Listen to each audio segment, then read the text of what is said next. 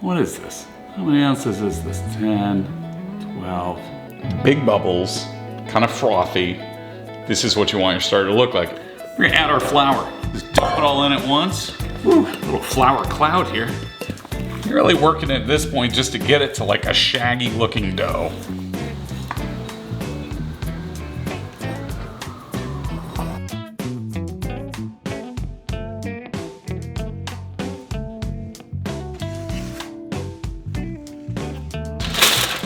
Drop it in. Perfect. Let's get this out and see how it turned out.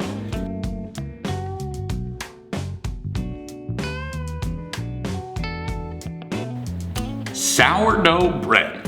A couple years ago, I started a starter and have used it for the past couple years to make sourdough almost every day. I make everything from sourdough loaves to bagels to English muffins to pizza dough. So there's really 6 steps to making sourdough. Step 1, you have your starter. You feed your starter, let it rise for about 6 hours till it's ready to go.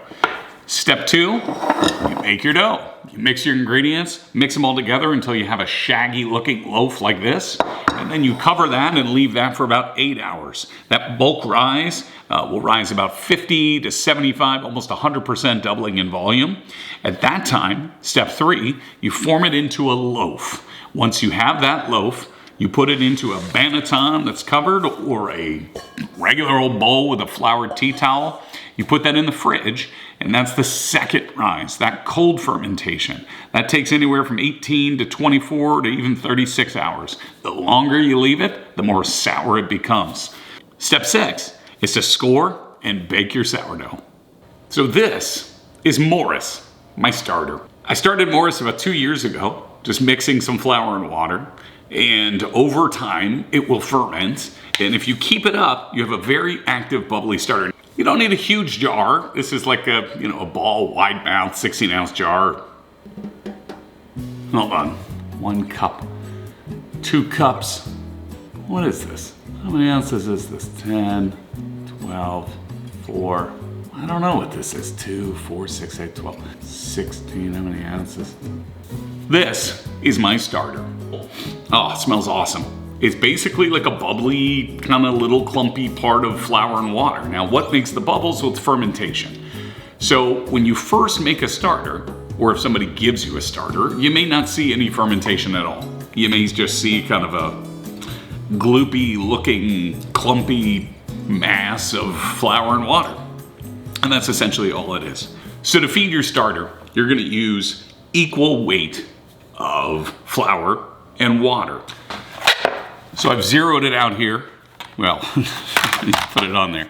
I've zeroed it out to 0 grams. So first I'm gonna add flour. Typically I add about 1/4 or 1/3 cup of flour first.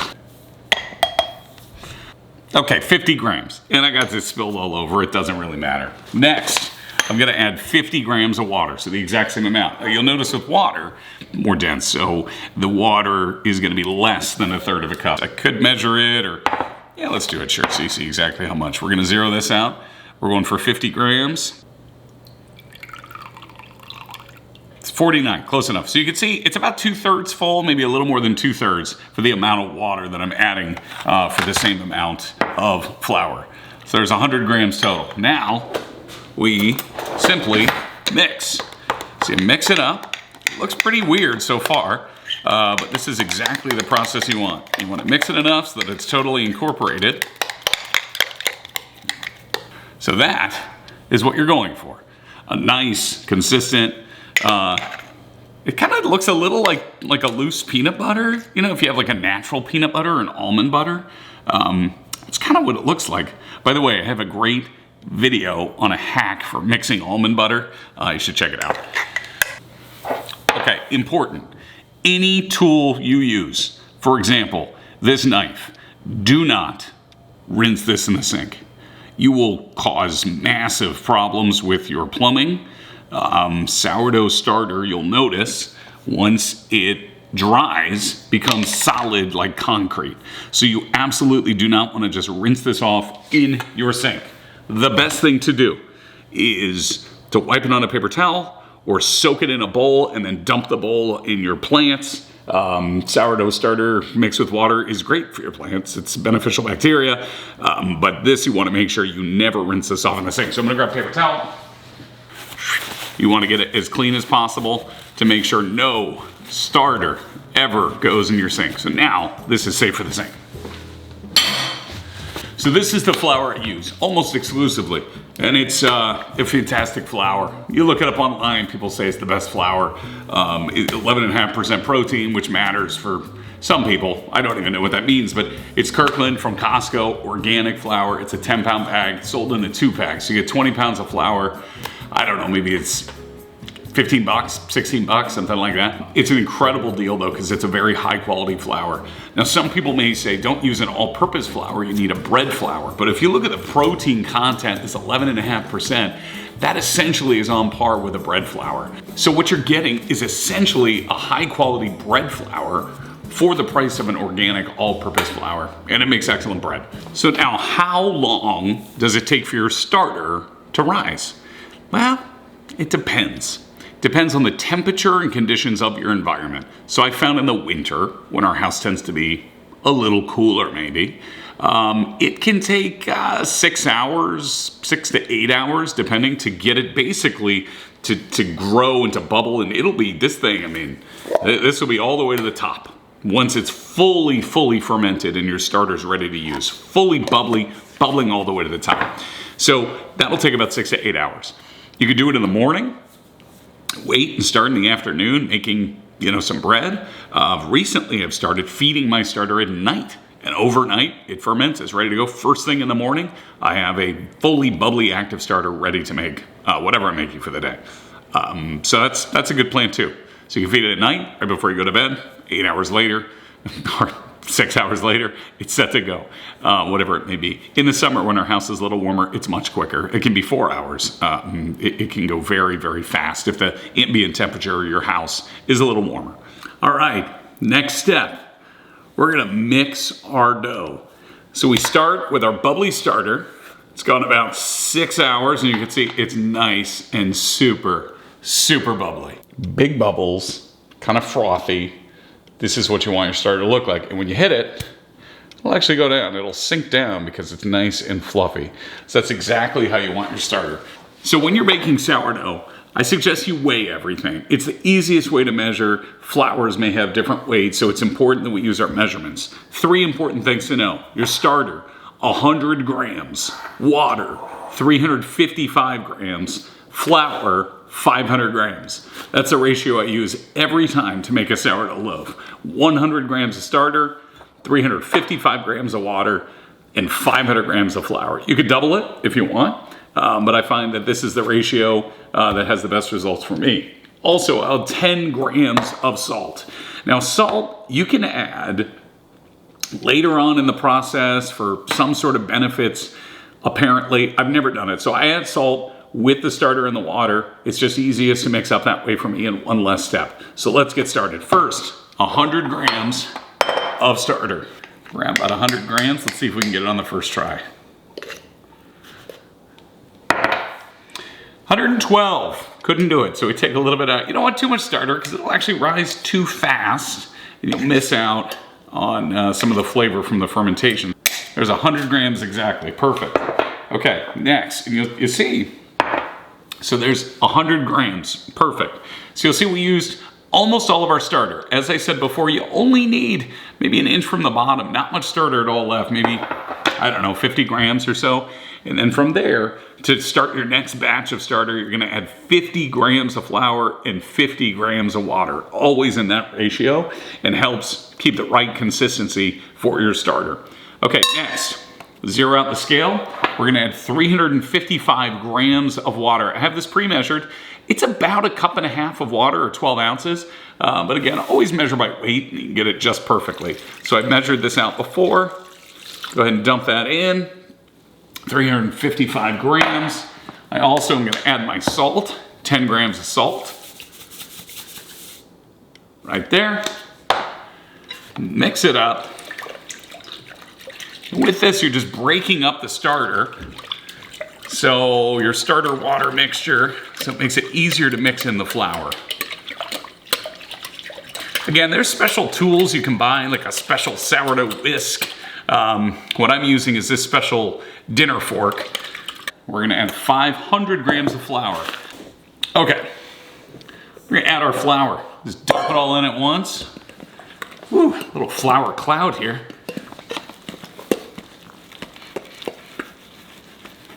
You're really working at this point just to get it to like a shaggy looking dough.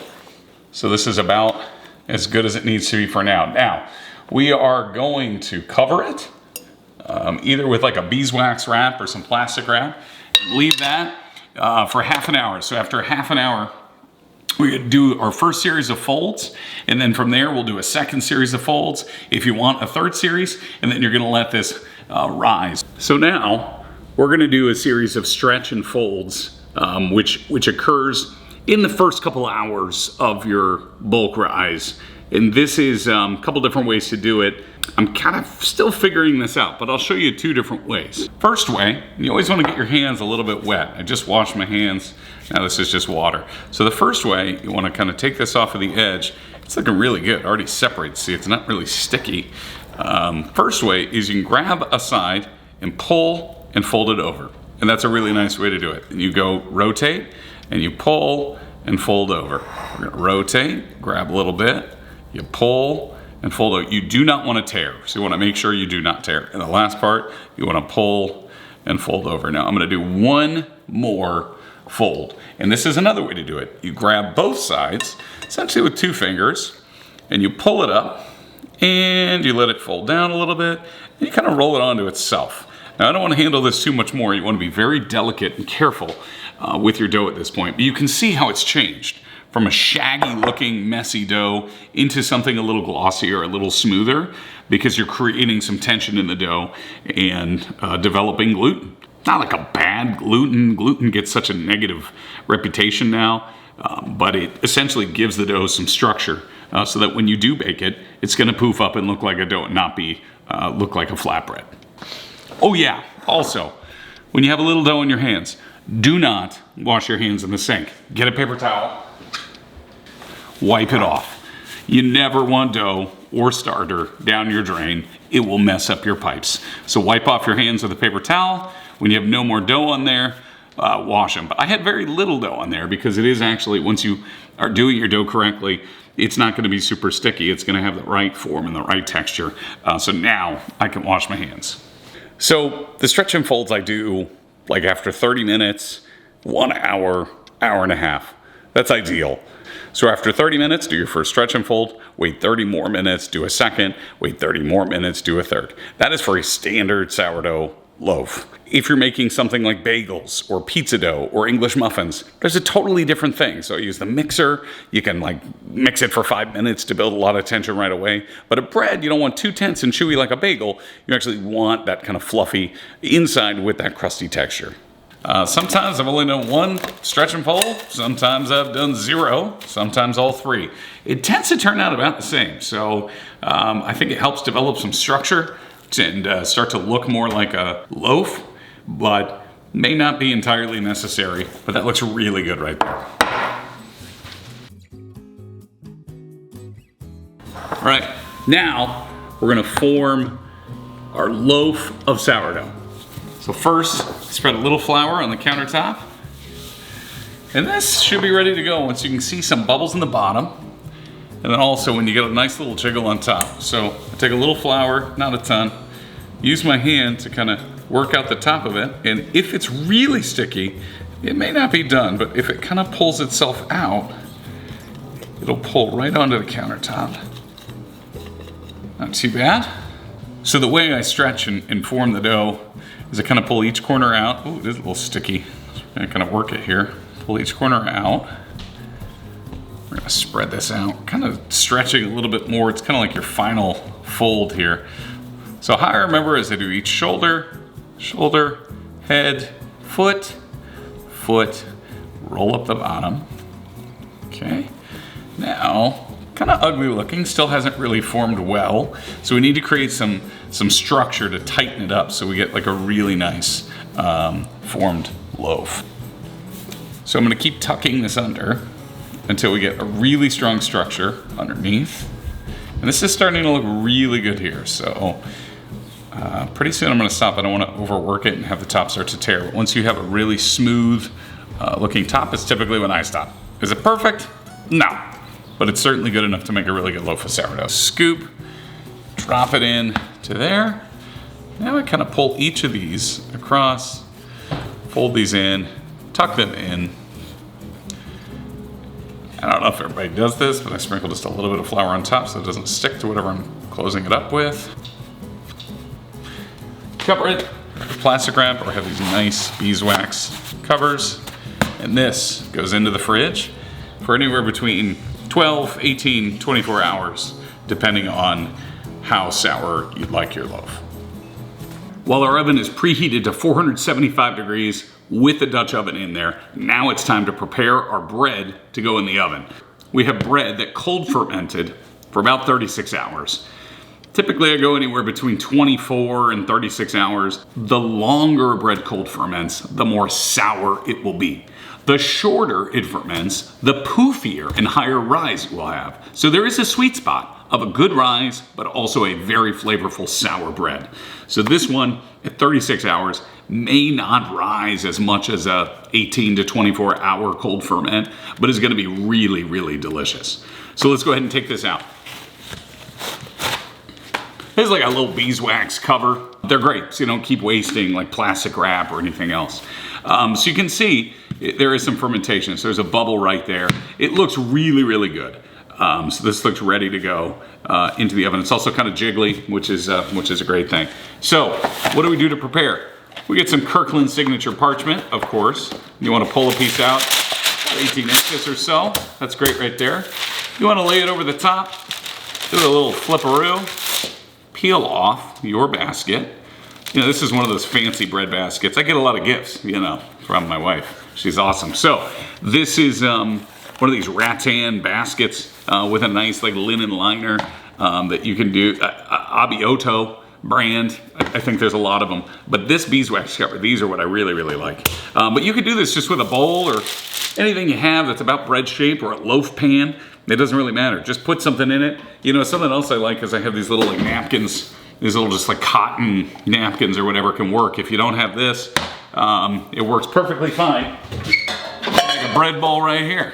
Take a napkin, boom, put some flour in there. It's exactly the same thing, okay? And you have incredible results. So don't feel like you gotta go buy a bunch of stuff. You can take any bowl you have, loaf pan, depending if you wanna make a sandwich loaf. We've got it turned out onto our parchment.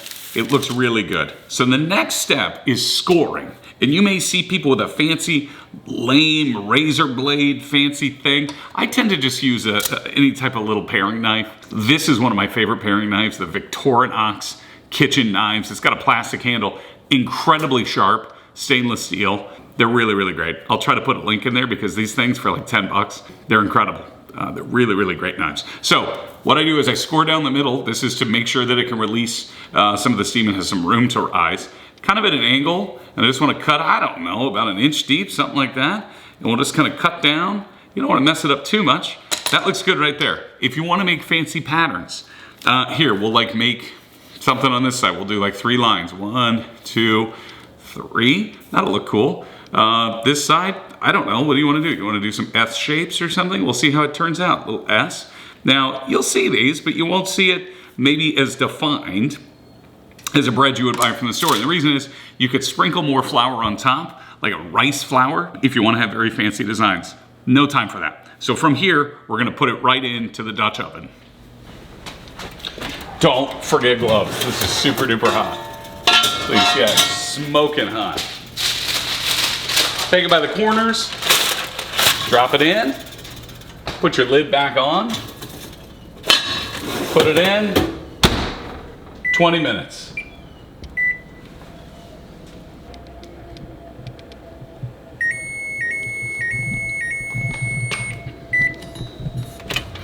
Okay, 20 minutes in.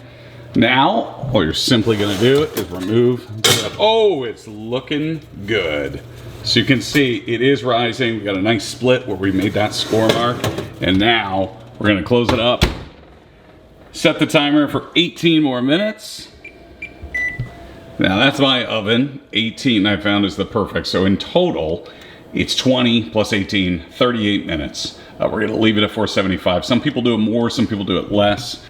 But I have found for this oven, 475, 20 minutes covered, 18 minutes uncovered for a 500 gram flour loaf is basically perfect. Now you want the bread to get to about 205 degrees on the inside. I don't even check it anymore, but I will for this one. But I know that timing gets us essentially exactly where we want to be. Nice crispy crust on the outside, perfectly cooked and done to 205 on the inside. So we've got 17 minutes left. Can't wait to check it out.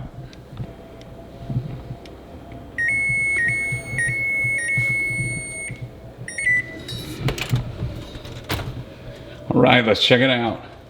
18 minutes later. Perfect. Perfect. Let's get this out and see how it turned out. It's looking really, really great. Crispy crust on the outside. We'll check out our patterns. Let's get it out of the oven. So remember, this is extremely hot. You do not want to touch this pan. You do not want to touch that lid. Do not forget I've been burnt many times. So here it is. So we're going to take it out to let it rest and cool down. I will check the temperature just to make sure, approximately 205 is typically what I see after 38 minutes of baking. So let's check really quickly. We've got our thermometer. Just going to poke it straight into the middle. 207, 208. Anywhere between 205 and 210 is just about perfect. Great. We're going to pull this out. May need 2 hands for this transfer.